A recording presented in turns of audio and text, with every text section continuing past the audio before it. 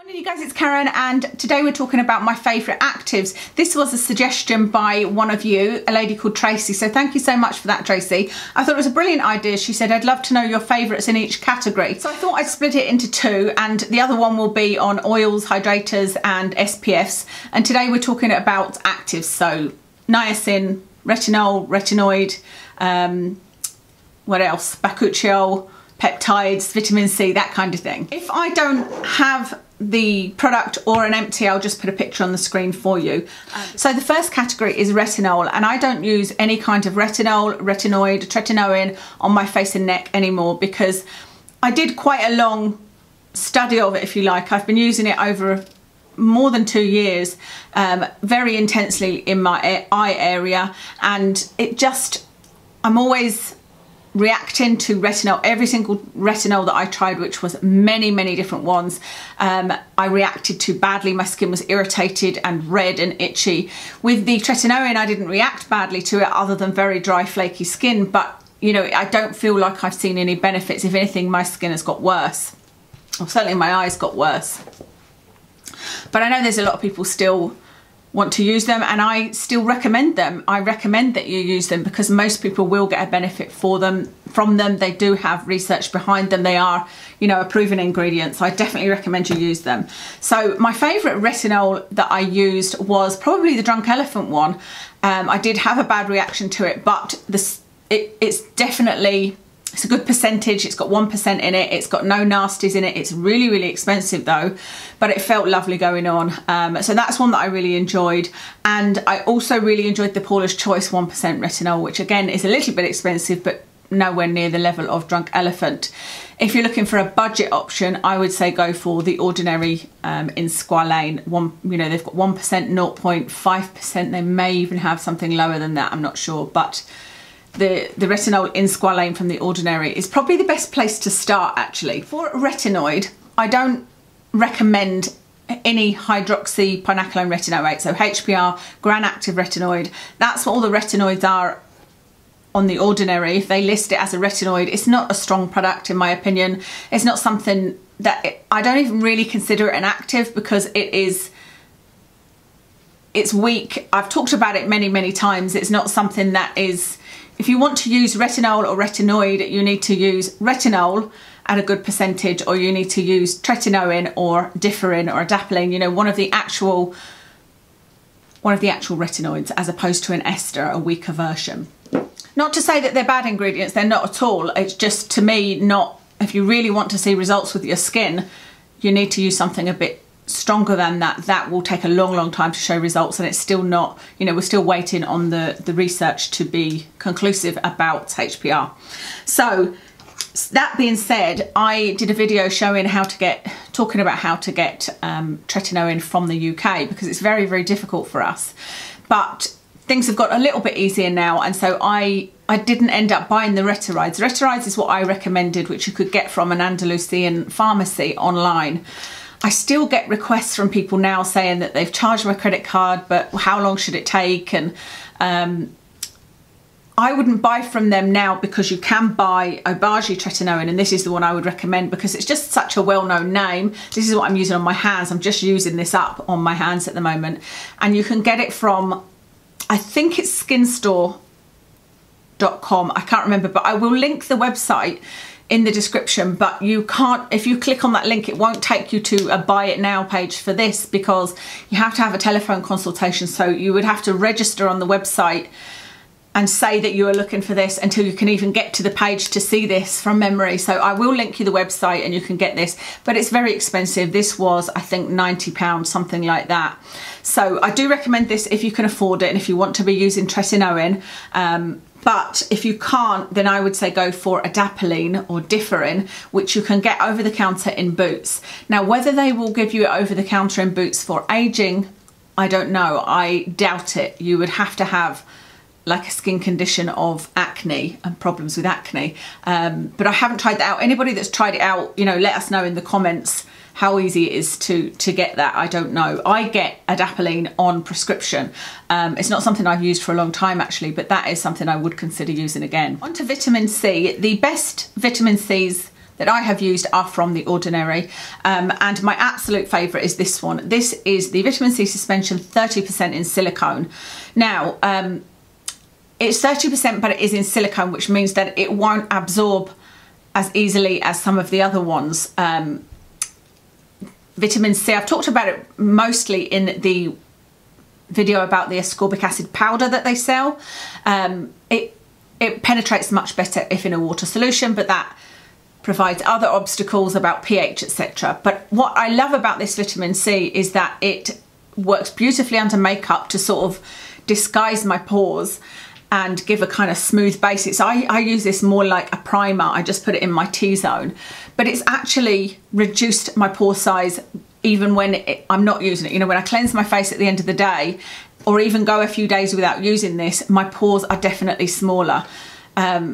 So I don't know whether the silicone is still in there or whether it is the vitamin C in here, I don't know, but this has worked for me for quite some time. So this is the vitamin C that I love, but not necessarily, you know, for those of you that want a vitamin C to enhance your skincare and for the potential antioxidant, it's maybe not the best choice. You'd be better using something with water. I've said before, I'm not convinced about needing to have a vitamin C in my regime. It's another one of those not yet fully proven that it does that much ingredients, but if it suddenly was like, yep, you definitely need to have it in your routine, the one that I would say would be the most effective would be, and the one I would buy would be the Ethylated vitamin C by the Ordinary. It's a bit more expensive. I've got it on screen actually, it's £18. So it's not the usual kind of Ordinary prices. You would think that would belong more in the NIOD section, but I think it's worth it because that is one that works really, really well. There's not the same pH issues because it's ethylated. That's what I would use if you really want to have a vitamin C in your routine and not have to worry about its stability and what product it's in, etc. And it's a nice feeling one as well. On to niacin, and you might not be surprised that it is the Inkey list niacinamide. I have tried many different niacins and struggled to find one that I enjoy the feeling of going on, because there are ones like the Paulas Choice that I know some people love, but to me it's just like water and it doesn't feel very nice to use. Or the other ones that did feel nice, like a serum, would just immediately ball up on my skin, and that drove me crazy. This is my new holy grail niacinamide and I love it. So it's by the Inkey list. It's a great price. I think this is £6.99. You only need the tiniest amount, even for me. You know, I'm somebody that likes to put a load of product on, but I keep reminding myself you only need a little bit, and it works out quite well for me because I put too much in my hand, put it on my face, and then I've got enough to cover my whole neck. What I will say is I did review this and say how it doesn't peel, it doesn't ball up, etc, etc, but I did notice this morning underneath my sunscreen by Dr. Sam, it did ball up a little bit on my chest here. So I don't know why it hasn't done that before and why it did today, but it didn't on my face. It wasn't too bad at all. It wasn't a deal breaker, but this is the one that I would recommend. It's 10%, so it's a good level. Definitely that's the one I would recommend. Azelaic acid, this is my favourite so far. This is the Pore Bright N10 serum. So this is mixed with niacin. I did really enjoy this as a serum. It feels lovely going on. It's quite liquidy, as you can see, but it feels nice enough. It is quite watery. It's not, you know, a silky serum or anything like that. But yeah, it felt nice enough. I liked that it had niacin and azelaic acid in it, but my skin did get irritated from this. Now, I suspect that maybe for me, my skin getting used to azelaic acid, or my skin just doesn't like azelaic acid, because this is really recently the only time I've been consistently using it, and I reacted when I used this. I have tried the Ordinary azelaic acid before and I didn't use it often enough to say whether or not, you know, my skin would react as it is now. But I'm also using the Dr. Sam Night Serum, which has 10% azelaic acid in it, and I'm getting the same kind of reaction on my face as I did when I used this. So I suspect for me, it's probably not an ingredient that I need to have in my skincare. But if you're looking for an azelaic acid, the Dr. Sam serum is lovely, but it's expensive and there's lots of other ingredients in it. I would say go for this one, because I can't think of anybody that would want to use azelaic acid that wouldn't also benefit from having niacinamide in there. Did I even tell you who this is by? It's the Facetheory. I will be linking everything anyway, but it's Facetheory Pore Bright N10 Serum. I thought I'd talk about Bakuchiol as an active because it is you know, currently being talked about a lot as an alternative to retinol. And there are other ingredients that I could mention here, but the list is really too long. I'm talking about mostly the actives that we're all aware of and that have research behind them, the ones that have some research and a lot of people want to use. But like I said, I thought I'd add Bakuchiol in because it is talked about a lot at the moment. Bakuchiol, my favourite is this one so far. I have tried the Revolution Bakuchiol, the Dr. Sam Nightly Serum has Bakuchiol in it. I've tried the one from, a couple from Amazon that are just in the oils. What's the other one I've tried? The one from the Inkey list, and then this one is the BYBI Bakuchiol in Squalane, and I love this. This just feels amazing. It's the loveliest oil I've ever used, and it's so weird. I've said it to you before. I don't really like Squalane, or I don't like the Ordinary Squalane. This is in Squalane. I don't know if the Bakuchiol makes a difference or if I just prefer this version of the Squalane, but it feels beautiful going on the skin. I've had zero irritations from Bakuchiol. So if I had to use just one, it would be this one, the BYBI one. The next category is acids, and my very favourite of all is this one. This is the lactic acid, 10% plus hyaluronic acid by The Ordinary. I just adore this. Every time I have any kind of little dry patch, scaly patch, if I use this, it just disappears. And this does give my skin a little bit of a tingle when I put it on, and I just wait a little bit before putting the rest of my skincare on, and my skin feels beautiful. It feels beautiful the next day. It's something that I mean to use more. I want to use it more than I do, but I tend to be impatient and be like, oh no, I haven't got time to sit and wait, you know. But I do love this, and you can get it in a 5% as well if this is something that you're not used to, you know, you want to start off lower, but this is great for dry skin. So the lactic acid. I also enjoy the glycolic acid toner, 7% by The Ordinary. I don't have one at the moment, but that's something I would happily buy from them and use. And what I really adore from them is from NIOD, is the non-acid acid precursor. It's one of those products, I think I may have been sent it by Deciem, I can't remember, but I would love to buy it again, but it's just so expensive. I actually just thought, oh, I'm going to buy some. It's non-acid acid precursor, 15%, but it's £35 for 30ml, so it's a pretty expensive product. But it was one of the few products that I can say I used it and I felt a difference in my skin. Maybe I will just treat myself to a bottle, because it really did.